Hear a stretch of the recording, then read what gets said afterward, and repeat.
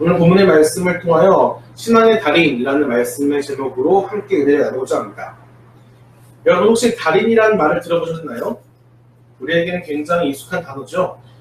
TV에서 하는 생활의 달인 이런 프로그램을 통하여 우리는 이 달인이라는 단어를 익숙하게 듣곤 합니다.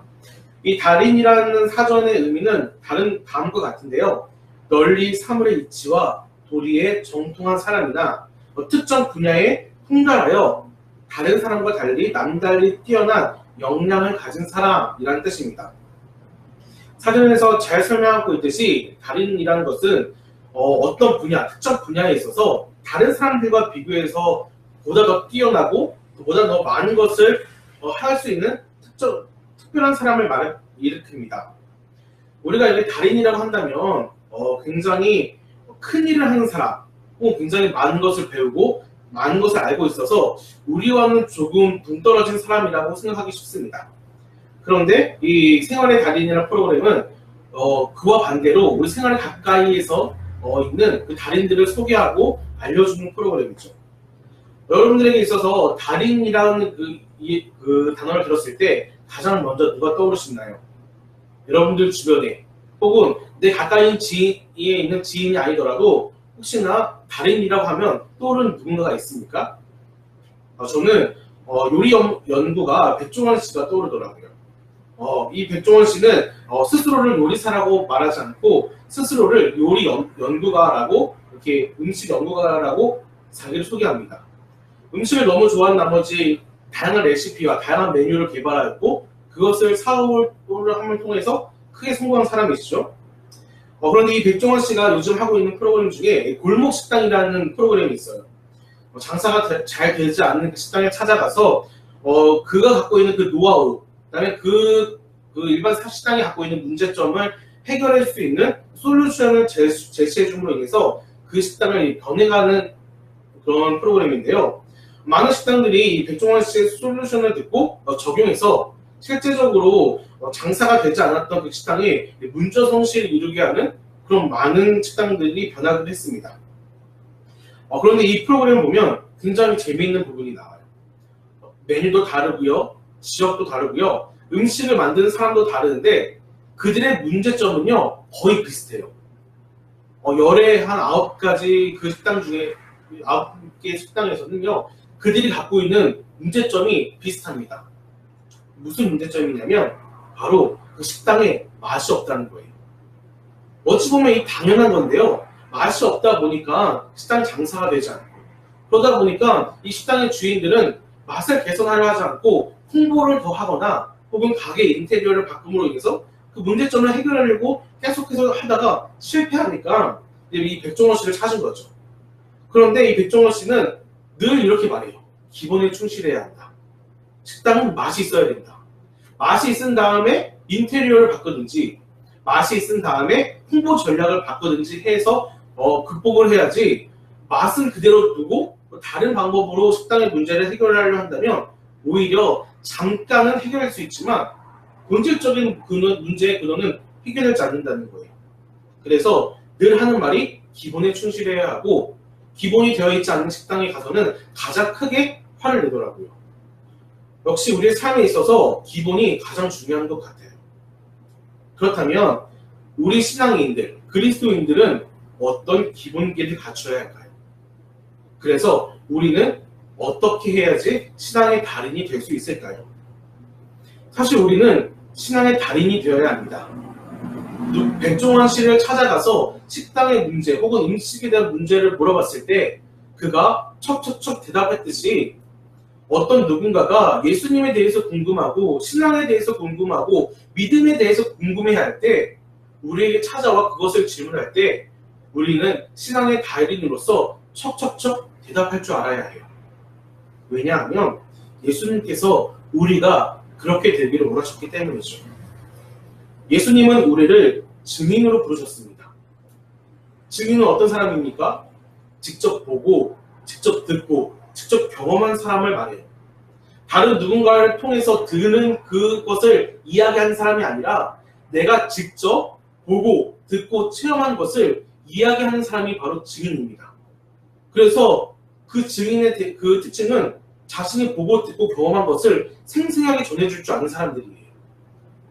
바로 생활의 그 달인처럼 우리는 신앙의 달인이 되어서 다른 누군가에게 예수님에 대해서 척척척 대답할 줄 아는 사람이 되어야 합니다. 제가 고등학교 때 2학년 때 같은 반에 있던 한 친구가 있었어요. 이 친구는 굉장히 특이하고 재미있는 친구였죠. 머리가 굉장히 뛰어났고 좋았던 친구였습니다.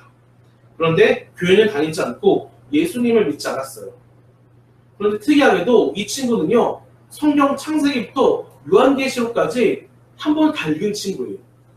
교회도 다니지 않고요, 예수님을 믿지도 않는데 성경을 혼자, 이거 시키지도 않았는데 혼자 스스로 일독을 한 거죠.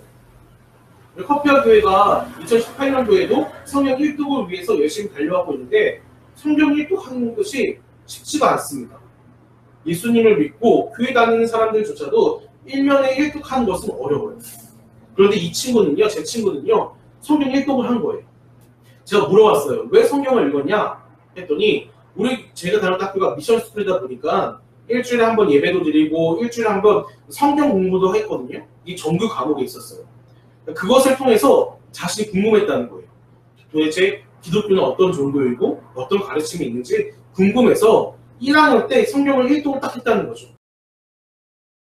머리도 좋고 성경을 일독하다 보니까 이 성경을 일독하고 난 다음에 교회 다니는 몇몇 친구들에게 자신에 대한 궁금증을 이야기하고 그랬습니다.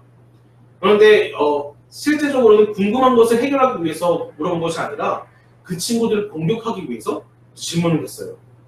대답을 못하면 야, 교회 다니는 애들이 그것도 몰라? 라고 하면서 핀잔을 주고 공격했죠. 저도 몇 번 공격을 당했는데 감사히도 그 친구의 대답을 잘 이렇게 대답할 수 있었던 것이 생각이 났습니다.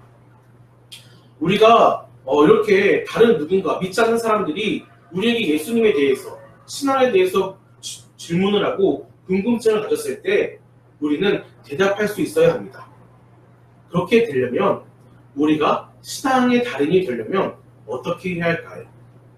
다시 말해서 우리 신앙의 기본기를 충실히 다져야 하는데 과연 신앙의 기본기는 어떤 것이 있을까요? 바로 우리가 읽은 히브리서 10장 1절에서 10절까지 말씀에 그 해답과 힌트가 나옵니다. 우리 7절 말씀 한번 읽어볼까요? 그럼 7절 말씀을 읽겠습니다. 시작! 이에 내가 말하기를 하나님이여 보시옵소서 두루마리 책에 나를 가리켜 기록된 것과 같이 하나님의 뜻은 행하러 왔나이다 하셨느니라. 아멘. 예수님께서는 이 땅에 오셨습니다. 왜 오셨습니까? 7절에서 가르쳐 주셨던 것처럼 하나님의 뜻을 행하기 위해 이 땅에 오셨어요. 예수님께서는요, 하나님의 뜻에 대해서 알기 원하셨고 그것을 자신의 삶과 자신의 사역을 통해서 이루어지기 원하셨습니다. 하루는 제자들이 예수님을 찾아갔습니다. 예수님, 우리가 어떻게 기도해야 합니까? 라고 물어봤을 때 예수님은 이렇게 대답하셨죠. 아버지의 뜻이 하늘에서 이루어진 것처럼 땅에서도 이루어지게 하소서. 예수님의 기도의 가르침은 이것이었습니다. 하나님의 뜻이 하늘에서 이루어졌던 것처럼 이 땅에 이루어져야 된다는 거예요. 그리고 예수님께서도 이렇게 기도하셨습니다. 십자가에 달리시기 전 아버지 내 원대로 마시옵고 아버지의 원대로 하시옵소서라고 기도하셨습니다.